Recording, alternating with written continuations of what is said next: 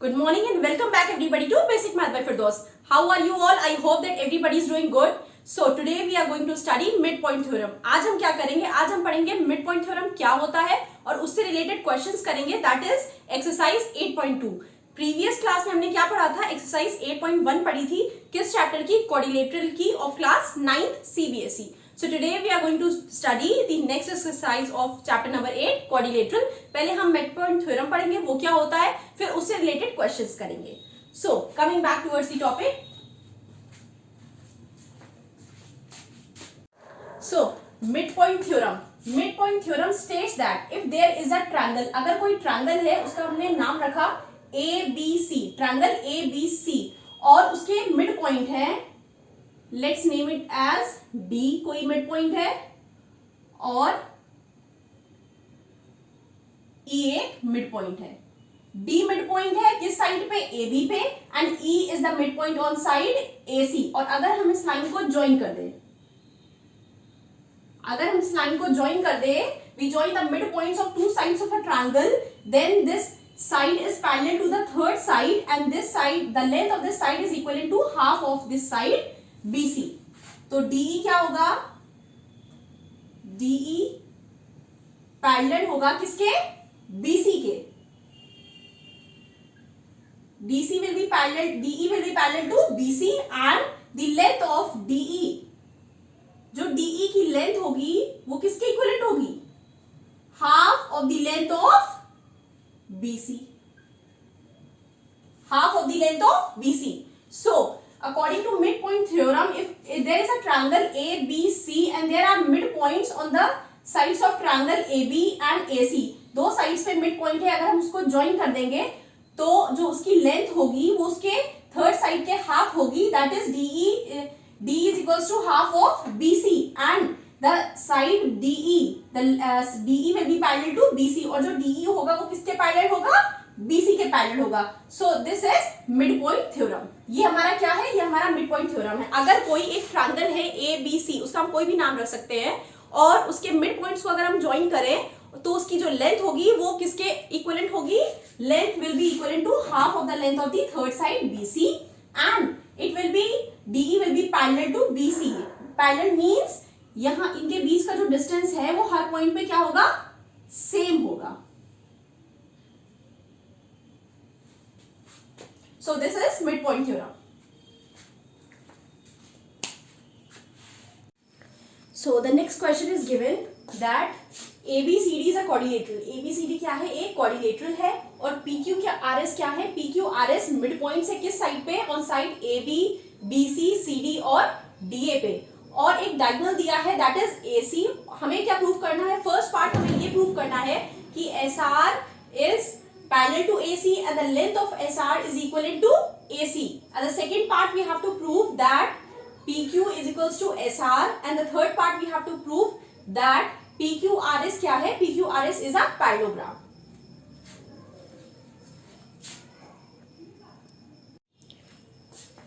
So in the diagram it is given ABCD एक quadrilateral है. PQRS क्या है? मिड पॉइंट्स है on side AB, BC, CD and DA. और एक AC डायगोनल दिया हुआ है. हमें प्रूफ क्या करना है? We have to prove that SR is parallel to AC. SR is parallel to AC and length of SR is equal to half of AC. तो हम क्या करेंगे? By mid point theorem in triangle ABC, in triangle ADC, हम क्या लेंगे? ये triangle लेंगे A, D और C. S, R, R mid point. S और R क्या है? मिड पॉइंट है. ऑन साइड, किस साइड पर है? S किस पे है? AD पे है. और R किस पे है? CD पे है. On AD comma CD. AD और CD पे. Therefore by midpoint theorem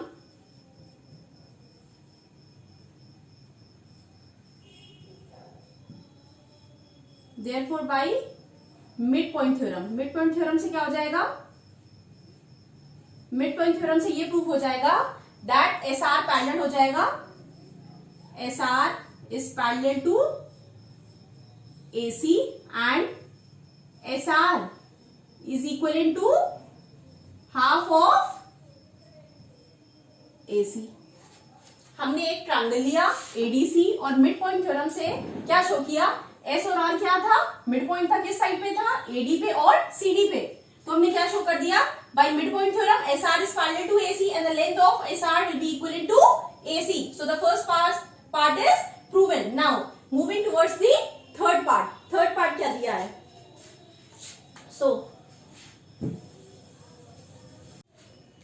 So in the second part we have to prove that PQ is equals to SR। हमें क्या प्रूव करना है, PQ किसके इक्विवेलेंट है, SR के इक्विवेलेंट है। तो हम क्या करेंगे, हम इसमें लेंगे सेकंड ट्रायंगल। कौन सा triangle, triangle A, B and C।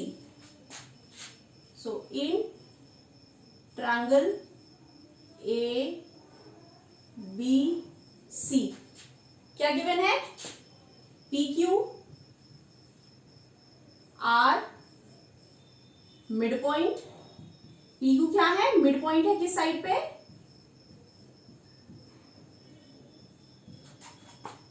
On AB and BC, AB comma BC, BC therefore by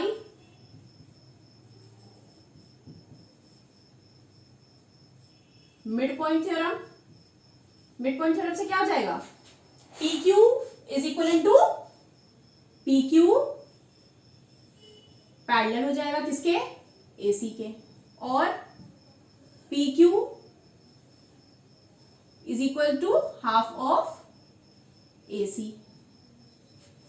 PQ क्या हुआ, पैरेलल हो गया PQ AC के, और the length of PQ will be equal to half of the length of AC। जो length है PQ की वो क्या होगी, वो will be equal to half of the length of AC। जो AC की टोटल लेंथ है उसकी हाफ होगी। सो सेकंड पार्ट में प्रूफ क्या करना था, PQ और SR क्या है, इक्विवेलेंट है। फर्स्ट पार्ट में हम ऑलरेडी प्रूफ कर चुके हैं कि SR is equal to half of the length of AC। We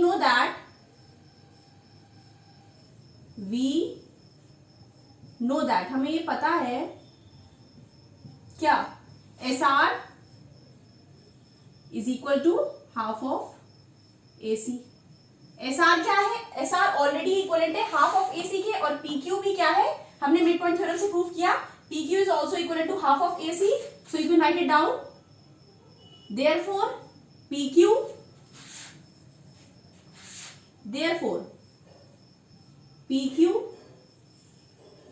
is equals to किसके बराबर है, PQ will be equal to SR। PQ किसके बराबर हो जाएगा, PQ बराबर हो जाएगा SR के, किससे, हमने पहले फर्स्ट पार्ट में प्रूव किया कि लेंथ ऑफ SR क्या है, हाफ है लेंथ ऑफ AC के। सेकंड पार्ट में हमने प्रूव किया मिड पॉइंट थ्योरम से, length of PQ will be equal to half of the length of AC। तो थर्ड पार्ट में हमने क्या प्रूव कर दिया, सेकंड पार्ट में, कि PQ is equals to SR हो जाएगा, क्योंकि दोनों की लेंथ हाफ है किसके लेंथ के, half of the length of AC। So this is the second part. Now in the third part we have to prove that PQRS is a parallelogram. हमें क्या प्रूव करना है, PQRS क्या है, parallelogram है। सो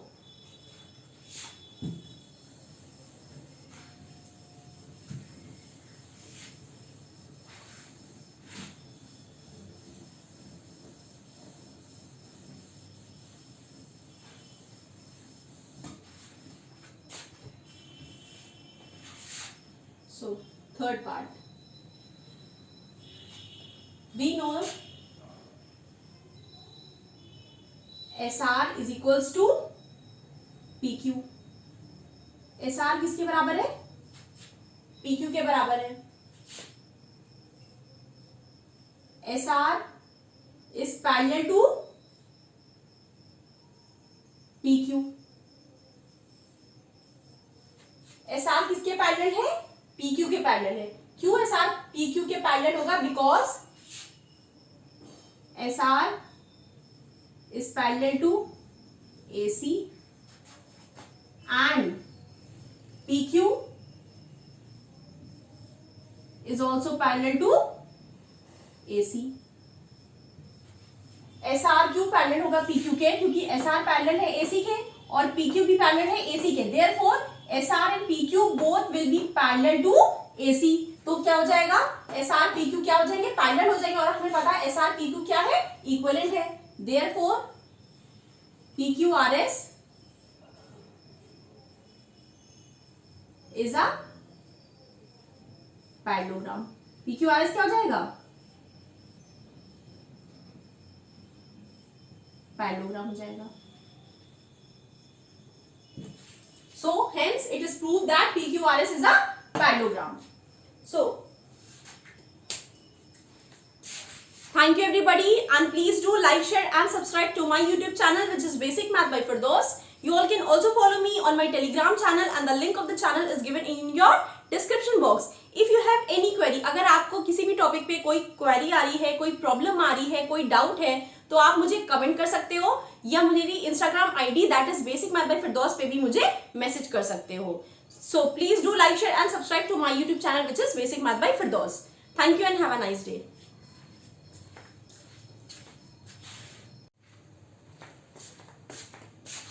So thank you everybody. I hope that everybody has understood today's class. If you have any query related to the topic, then you can comment me on the comment section. Or if you want me to make video on any specific topic related to the maths, then you can also comment me on the comment section. And please don't forget and like, share and subscribe to my YouTube channel, which is Basic Math by Firdaus. If you have any query, अगर आपको question solve करने में कोई doubt हो, कोई problem आ रही है या कोई क्वेरी है, तो आप मुझे कमेंट कर सकते हो या मेरी Instagram ID that is basic math by Firdaus पे भी मुझे मैसेज कर सकते हो. And please practice these all questions. So thank you everybody and have a nice day.